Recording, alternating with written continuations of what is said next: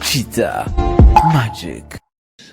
I would ask them why they actually don't support M23 themselves, including AFP, you as a journalist. Why don't you support M23? Or why is the question, you support M23 or you don't support M23? First of all, what is M23? M23?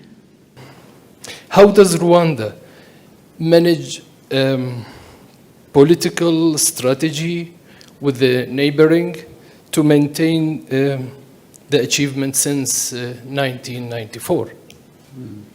Thank you. Thank you. We do what we can, what is possible, and we don't do it alone. We try and do it with those countries. Anyhow, there is often an incidental headline that asks the question, but who is Kagame really? The propaganda of your enemies, particularly in Congo, describe you as a cruel and bloodthirsty tyrant. Do you try to change this image? For example, in most of your official photographs, you look severe and distant. This can contribute to fueling controversy. Why don't you wear a slight smile like all your fellow presidents around the world? Do you ultimately like or dislike being fed, sometimes hated, in the Western world? Thank you. Good.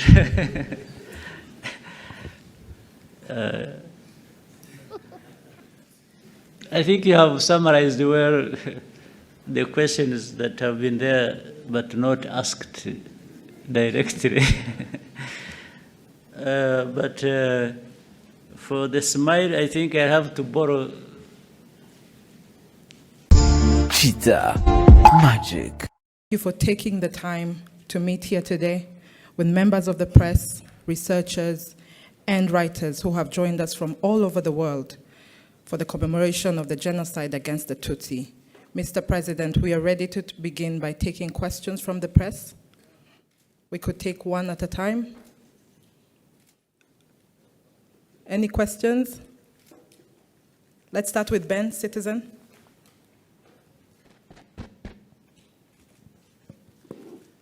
Murakoze Chane, Your Excellency. My name is Ben Kirui from Citizen TV, Kenya. And I have two questions for you.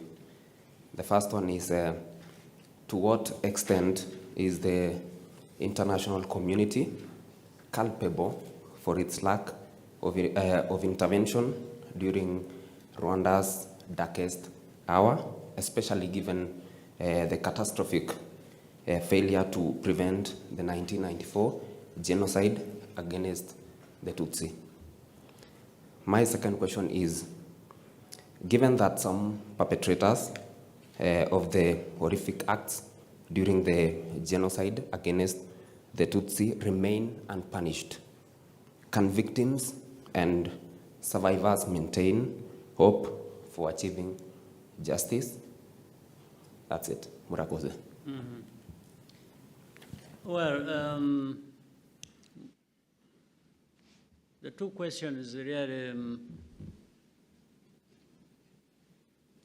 which speak directly to the problems we had in '94, but of course which have a history that go back decades. Still, I'll confine myself to these questions because both of them have been answered in many ways in the past, many times. And for Rwanda, we've, I think, made progress and left some of the underlying issues to these questions were behind us. Whether the international community was responsible to what extent and so on and so forth, well, they have been responsible.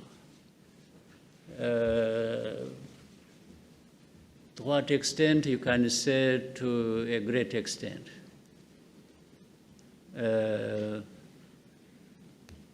But that's it. For us, we learned our lessons of how to manage ourselves and our affairs and stop being a part of the harm we do or did to ourselves. Because the international community will do things that are not correct against you or will do harm to you. That's okay, but let it be their own choice without having to be enticed by your own mistakes. So we tend to look more on our side.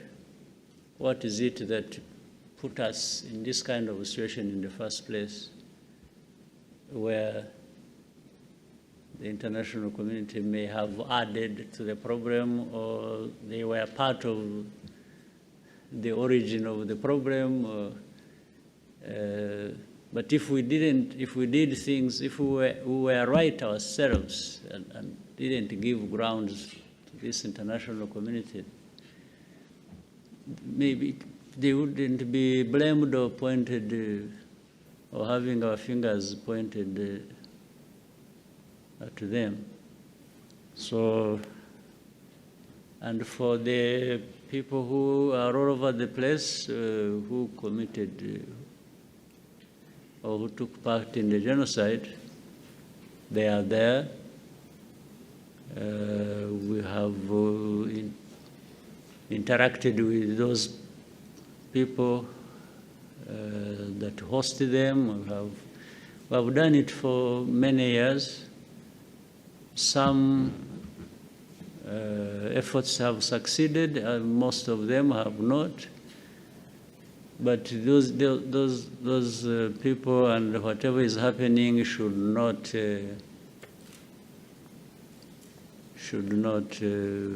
stop our lives running the way our lives should run. So really, that is all. This mainly comes up when questions like you have raised come up from other people, but they don't occupy us on a daily basis thinking about them. Yeah. Thank you. Kigali Today. Thank you very much, Your Excellency. My name is Edmund Kajira. I work for Kigali Today. Mr. President, what is your message to the people who continue to be vague and ambiguous about who the victims were in Rwanda? A good example is a message by Secretary Blinken. He talks about remembering Hutus, Twas, and all those three tribes. And in your discussion with President Clinton, did you touch this issue, considering that the US is among the countries who can't name it properly? Thank you, Mr. President.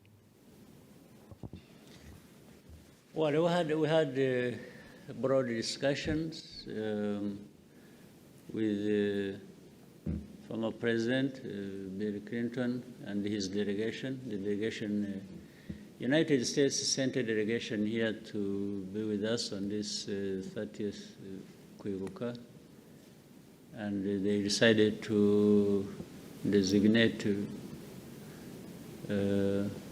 Honorable Bill Clinton to lead the delegation. So we had broad discussions over our bilateral relations and the status of that. That one was an element of discussion, but among many other more important things. For me, that concern was answered long ago by making our position clear. Not so long ago, maybe 2015 or something, or 14, we get messages from all over the world joining us in the commemoration. And that time we received a message that talked about, on one hand, kwibuka and sympathizing with us and so on and so forth, which was correct. And then another part was all kinds of things about democracy, human rights, freedoms, everything that we are thought not to have at all in our country. So our country actually wrote a letter back to the US. I'm the one who authored that. And what I asked them, what I told them is twofold. One, I told them that United States or any government of any country have the freedom to tell us whatever they want to tell us, even if whether we are happy about it or not, that's no problem. And we're always going to absorb whatever is brought our way. But I also told the more important thing was, the second point for me was, but on this commemoration day, we are grateful when you commemorate with us. But for these other points you are trying to make to us, we have one ask that is important to us. In the letter we told them, feel free to commemorate with us if you want. And feel free also to tell us whatever you don't like about us. But our ask is one. When it is the day of commemoration, which is 7th of April, can you be kind enough to commemorate with us and stop there? And there are 365 days in a year. Give us that day of 7th of April, commemorate with us, and then you can have the rest 364 days blaming us every day for everything you don't like about us. So just separate these two things. Commemorate with us for one day, blame us for the rest of the days of the year. I thought it was a fair deal and a fair ask. So for me, that problem was solved that day. These others that come after and will come in the future, I have no problem. Thank you, sir. Let's have another question, Al Jazeera, and then we'll come back to SABC.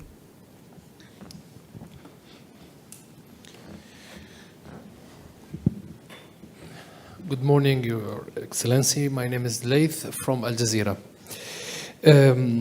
Earlier in interview, Your Excellency described some politics in the region be primitive, based on ethnics. I'm in Rwanda only since a few weeks, and I noticed that the level of the stability in the country. And so my question is, how does Rwanda manage political strategy with the neighboring to maintain the achievement since 1994? Thank you. Thank you. We do what we can, what is possible, and we don't do it alone. We try and do it with those countries, neighboring countries and beyond. But there are priorities. Those are the ones we stick to. First is to address our internal issues that either relate to our history or even to our geography, and do the best we can, humanly can, to create a stable country, to have our citizens get the best they can give themselves, or working together, we can offer each other, and it's security, it's socio-economic development, it's always adding to bring the country back together in the form of unifying the people, even in their differences, still look at each other as belonging to the same country towards which we can contribute the best we can individually and then collectively. That's the foundation. Of course, there is no country that is going to be an island. None. No country in the world decide to say, I will be on my own, I live alone, the rest can go hang. So we try to find common interest and understanding between us, and beginning with the neighbors and beyond, well beyond. That we try as well. And in this we try to make sure that other partners or other people feel comfortable with us, or what they get with us when they have,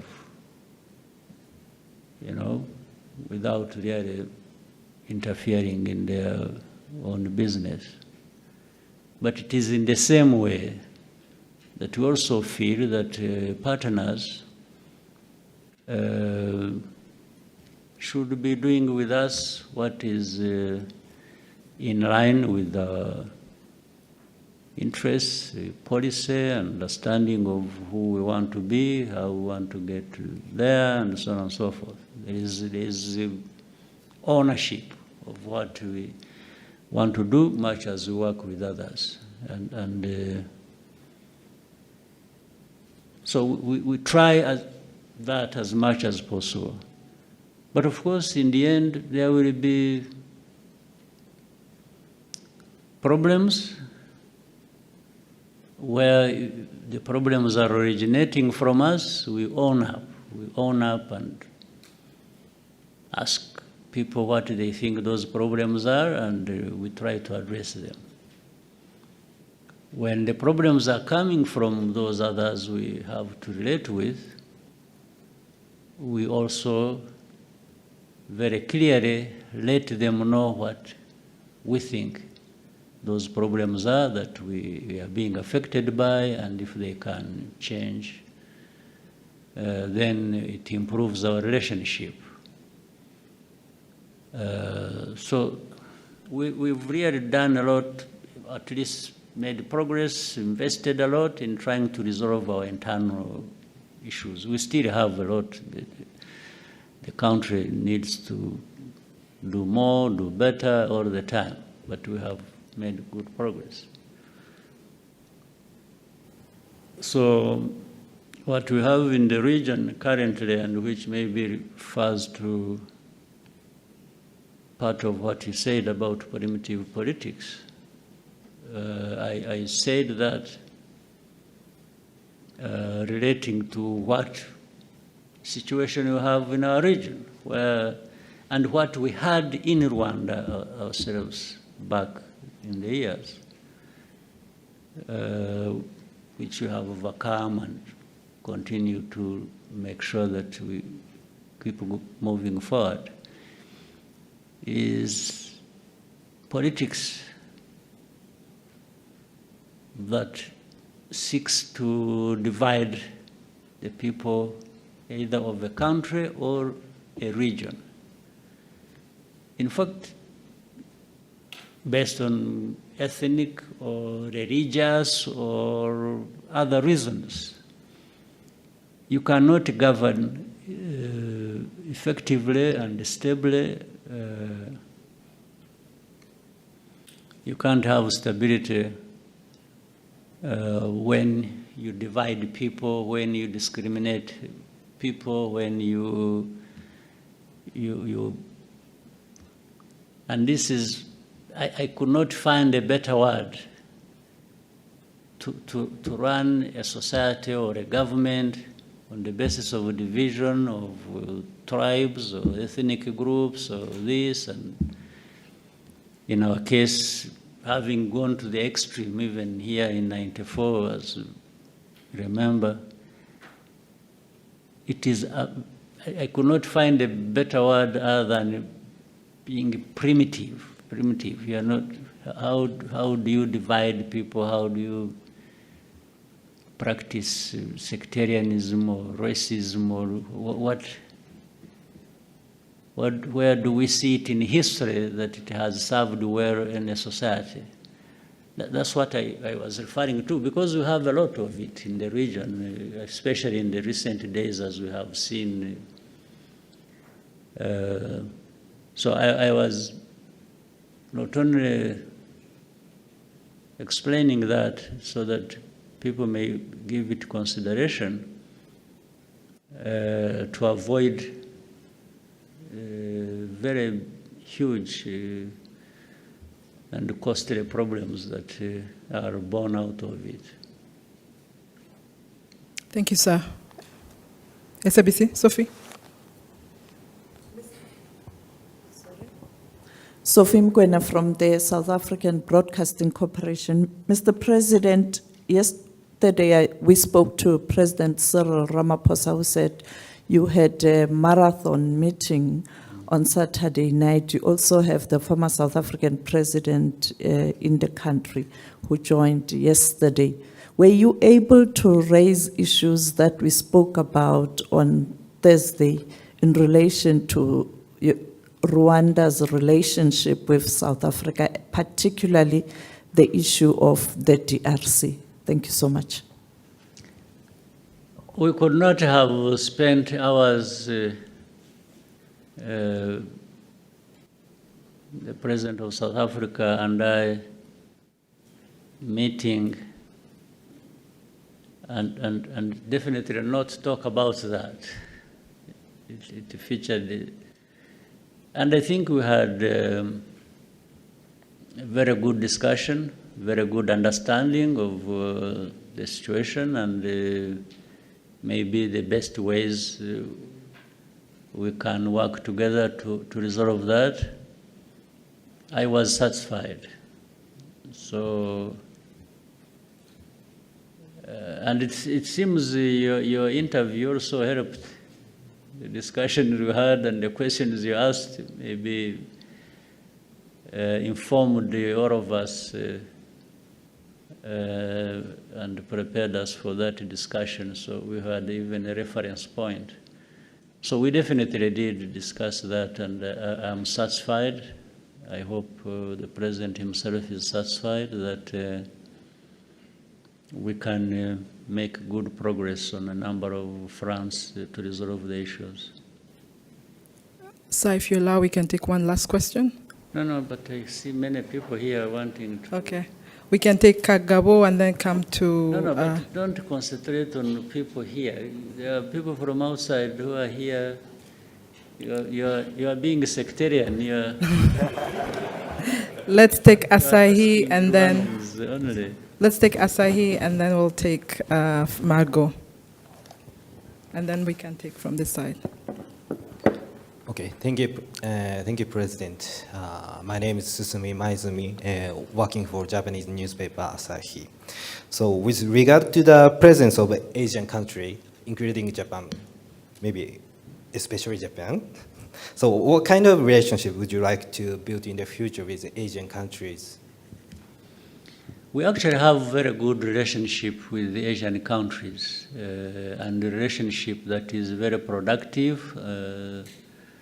That is very meaningful to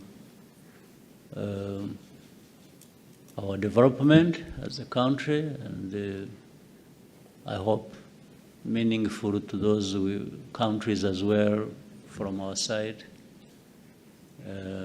So we do. And the good thing is, it's actually it's a healthier relationship with those Asian countries. They don't come with, well, some of them have started learning to do that, but largely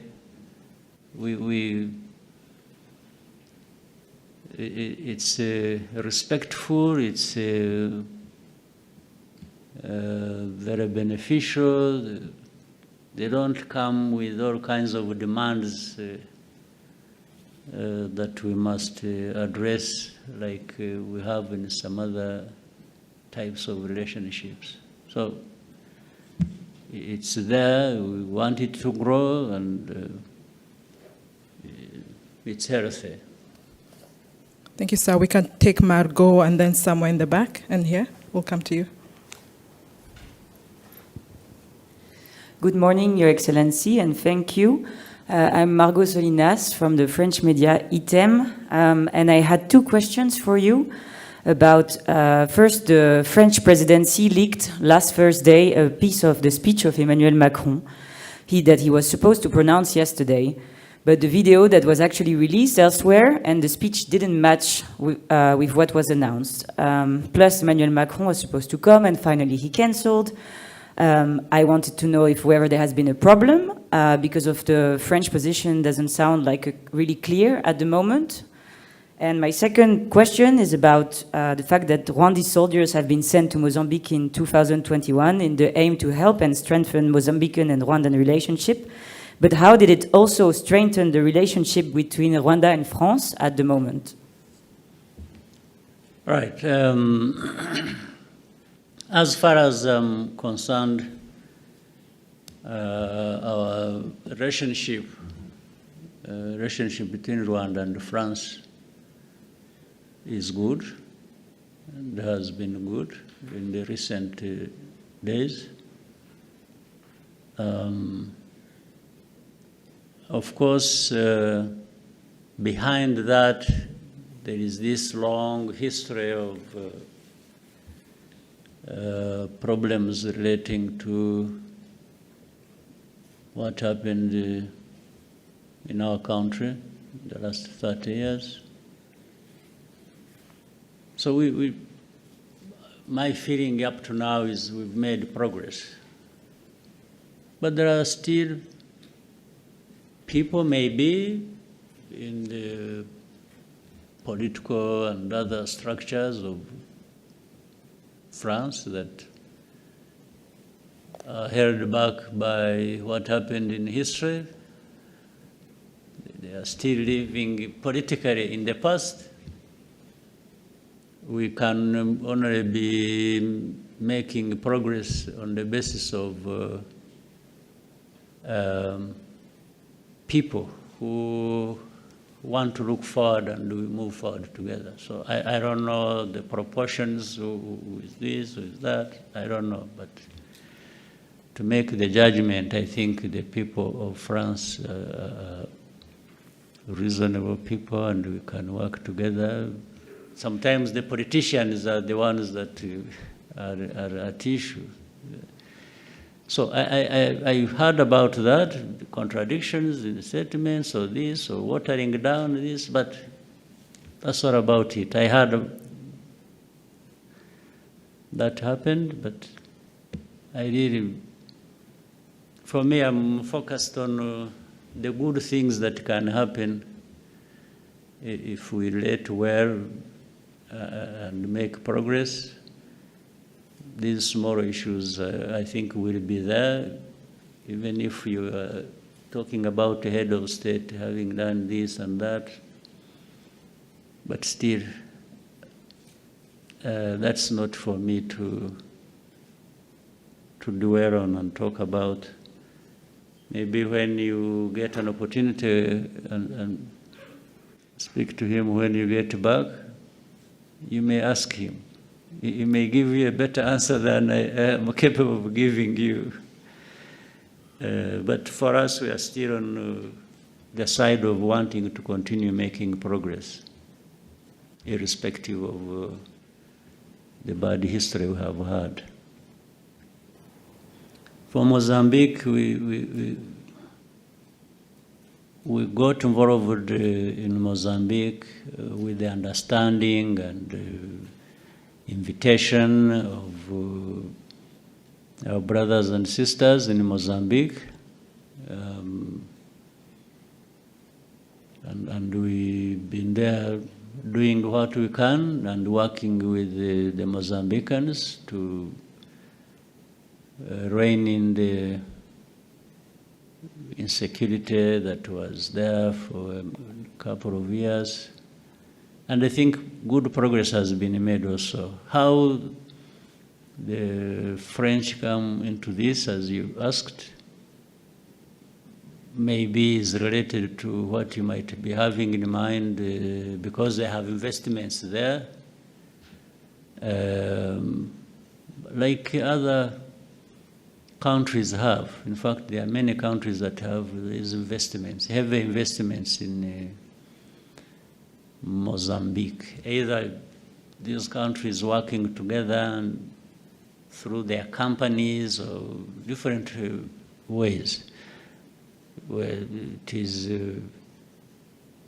France, it is the United States, it is India, it is Japan, it's Korea, it's there are many who are there, working there. So naturally, the investments have to be made in a stable environment. And since we are there contributing to the stability of the area where these countries are making investment, we have discussions, we talk to each other. In our contribution, and their investments there, we have good discussions and understanding of how we can continue to stabilize that area. That's the main thing they can say, France linking through Mozambique. Thank you, sir. We take 3 more questions. Yeah, keep going. Okay, we'll go with Francois and then David and then come to AP.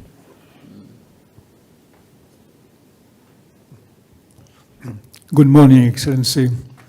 My name is Jean-François Dupaquier from Africa, Arabia. If you watch at the French-speaking press in recent days, you see a lot of articles in favor of Rwanda. Anyhow, there is often an incidental headline that asks the question, but who is Kagame really? The propaganda of your enemies, particularly in Congo, describe you as a cruel and bloodthirsty tyrant. Do you try to change this image? For example, in most of your official photographs, you look severe and distant. This can contribute to fueling controversy. why don't you wear a slight smile like all your fellow presidents around the world? Do you ultimately like or dislike being fed, sometimes hated, in the Western world? Thank you. Good.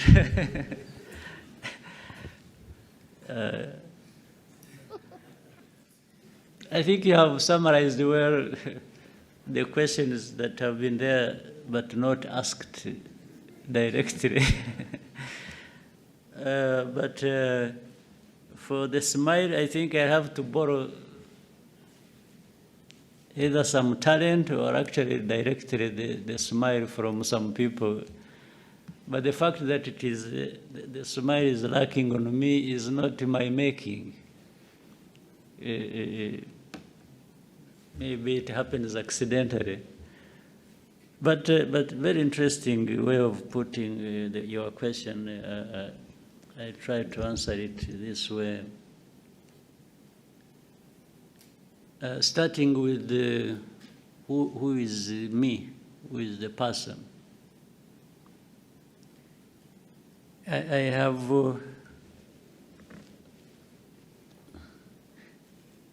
me is the person you see. I'm not hiding anything. What you see in me is what I am. If you are just going by the looks or by whatever, or what I do more, I think is what may describe me than my physical looks.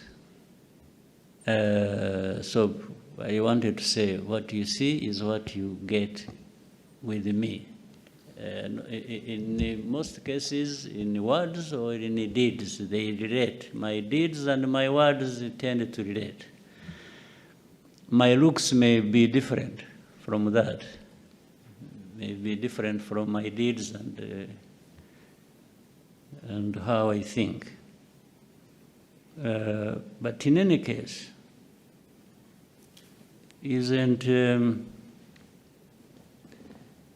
the description of the looks also subjective? There are people who see me as through the looks as a terrible person. There might be others who say, after all, there's nothing bad looking like that. So it's subjective. But to the point you're making about tyrant or cruel or... You see, you can't be bad to that extent.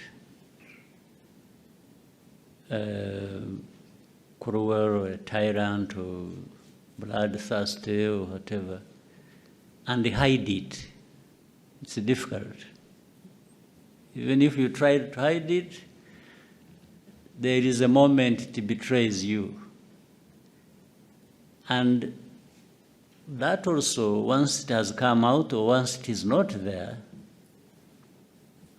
you register the feeling, the description, from people who have to deal with you. If I was some of the things people have said about me or described me as, I mean, the judgment is out there, either for the people of this country or other people somewhere else. And it wouldn't just be confined to the press, because the press is full of individuals. But these individuals don't add up to a population that is as big as Rwanda's, even if Rwanda is very small. These are just individuals. 5 in France, 10 in America, 3 in China, 2 in Belgium, and so on and so forth. If you add all of them up, and they are even all negative and saying things about me. Surely, these can't be the people that are right and the rest wrong. But they only take advantage of the platform they have, they're able to command some voice that they put out there for people to, even people who don't know what you're talking. There are many people who even don't know about Kagame and get to know him by what a journalist has said, or one in the press has said. And in many cases, in my experience, some of them have started by hearing what the journalist said, and they ended up saying, but we've been told lies, when they come to know this through other means, either by direct contact or visit or whatever, and interaction with other people who know this person that has been talked about. They may say, this person told us lies.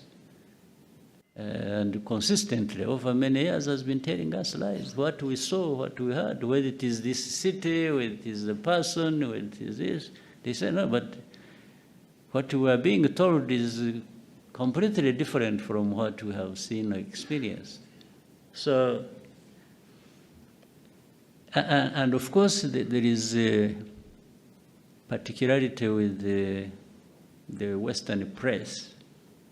The Western press, I mean, you will find out there are things that were said about this country 30 years ago, 25 years ago, that are being repeated now, which means, according to them, nothing has changed. They talk about Rwanda, very poor population. We are poor. We are not where the developed countries are, for sure. But this poverty, the way it was in 1995, in 2000, is not the way it is in 2024. But somebody will keep writing in the press, like what we have today is the same thing as we had 25 years ago, and keep just rubbing it in. You know, even the Kagame and his looks and so on, I've been trying, in recent days, I've been trying with a smile. Maybe it's not a good smile, but I've been trying. So the Kagame you saw in 95, in 94, 2000, anyway, there was no smile. There was nothing to smile about. So I didn't smile. But now with some progress, I can afford some smile once in a while. So if somebody thinks, like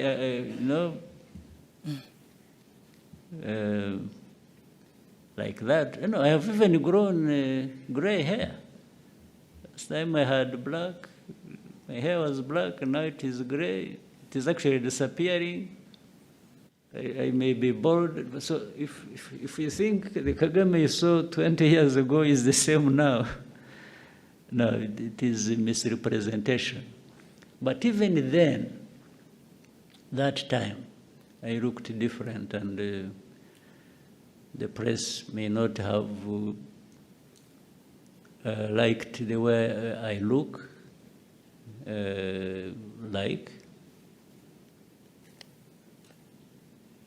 But the situation that time maybe looked like that itself. So I can't be in a heap of dirt and then I'm smiling. I mean, that's a lie. I would be a liar. I would be pretending. I would actually be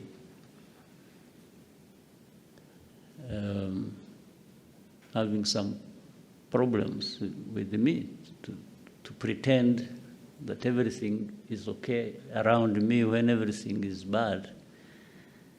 So, finally, the Kagame you see, or there, or you like, or you don't like, is going to be there anyway. I don't need anybody to like me or to hate me to live my life. I live my life whether you like me or you don't like me. And I have my views, I express them, I will do things, I do. So I owe my living to not a single individual or country, even if powerful ones.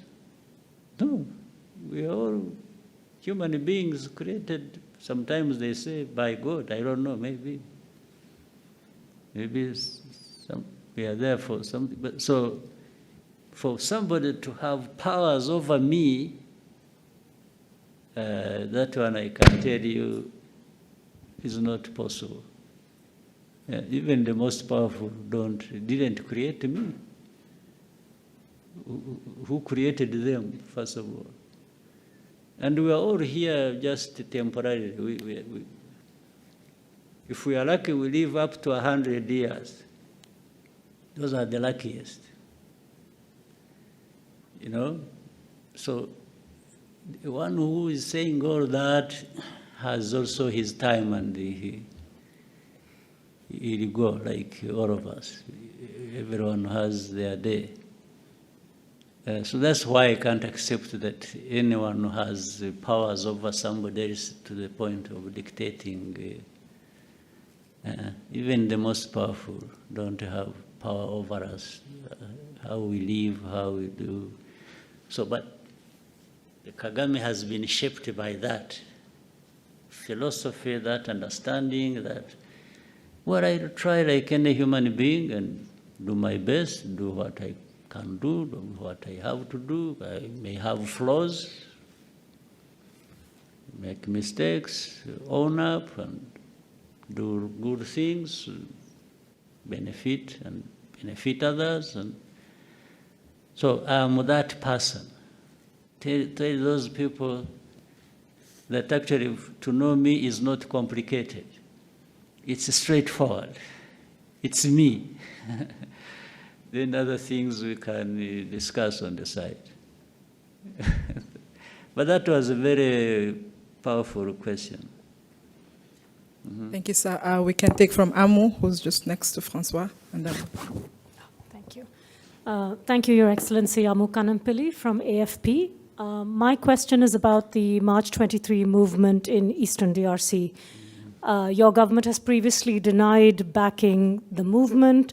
Does that denial still stand a year and a half later? And what is the current relationship between Rwanda's government and the M23? Thank you. Well, those who accuse us, I would ask them why they actually don't support M23 themselves, including AFP, you as a journalist. Why don't you support M23? Or why is the question, you support M23 or you don't support M23? First of all, what is M23? M23 is an organization born in and out of Congo. That's number one. Number two, these are Congolese. And you will hear even Congo admit it. Now, why do they exist? Why are they fighting? Why do they have arms? Is another question. It is also a simple question. They exist because they have been denied their rights as citizens of that country. They are called Tutsis of Rwanda. fine. But then you need to be educated also a little bit about history. We have Rwandan communities in Congo who are Congolese, and by the way, these are not just Tutsis, it is the same social structure of a country that is also there in Congo. Like, in fact, we have other neighboring countries where they are, but they are citizens of those countries. We have 100,000 people originating from this community, 100,000 who have been living here in Rwanda in refugee camps for the last 2 decades. Why? Because they are being uprooted from their ancestral homes, persecuted, and sent across. In fact, there are more in Uganda. There are 300, there's 100,000 here, there are hundreds of thousands there in Uganda, more numbers. So M23 is born out of that situation. That's why I asked the question. I said, well, why wouldn't anybody else, why are we being accused as Rwanda of supporting M23? And I'm saying even those who accuse us, actually I should accuse them of not supporting M23 because it is as if they agree with the injustice that is being done to this community. Otherwise, if you didn't agree with that injustice, you would be actually raising questions. Why these people of M23 being treated like this? Why are we having 100,000 refugees here in Rwanda? That's where you would start from. Not start from asking Rwanda, are you supporting M23 or not? Are you still denying it? Because you are asking the wrong question. The issue is not whether anybody supports M23 or not. The issue is, what is actually the problem of M23? That's the question you should have asked, in fact. What is the problem? What is this thing called M23? Are they human beings? Are they this? Are they Rwandans? Are they Congolese? Are they that? Why? Why do they exist? Why do they even have arms and are fighting in their own country? This is the right question that I should be asked. So whether Rwanda supports or associated in any way is actually immaterial. It is relevant to the question. Or even you, if you want to educate yourself or educate the public, the question should have been simple. Ask me, by the way, what do you understand the M23 to be? What is it? That's a fair question. That's the one I would wish to be associated with rather than whether I support or not support. So we may take the last question, David.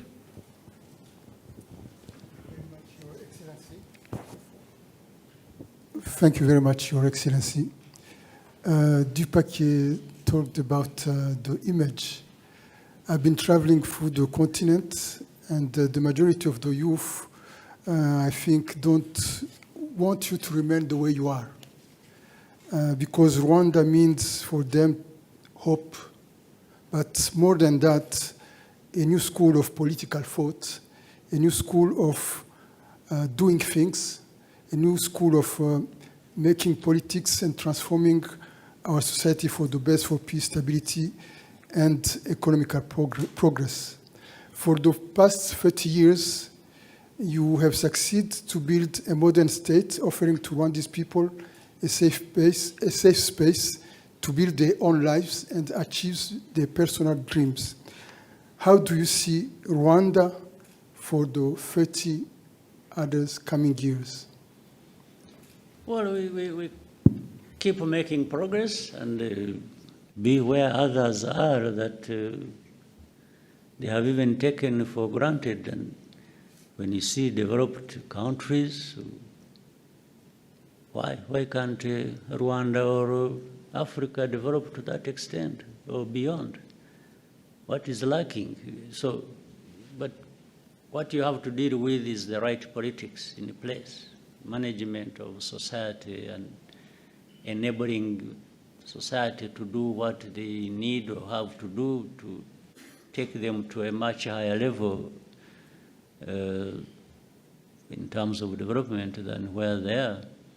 So really that is the aspiration for all of us, even as leaders, and I'm sure individual Rwandans, everyone wants to see development. They want to see us, because we are human beings. Human beings, we can't have this allow this disparity, and some have been designated to remain backward, poor, undeveloped, and yet we are sitting on immense resources that actually other people who are developed are coming to help themselves with and taking away. And for us, we are there watching and not doing anything about it. So the Rwanda of the next 30 years should be maybe 3, 4, 5 times better than what you see now. 30 years from our graves to being here, I think another 30 years. We are not coming from the graves. This time we are coming from some level of progress that we have made. Thank you, sir. We may conclude here. Right. We'd like to thank you for your time with us and wish you a good day. Unfortunately, I couldn't take all the questions, but I'm happy to meet you another time. Cheetah Magic.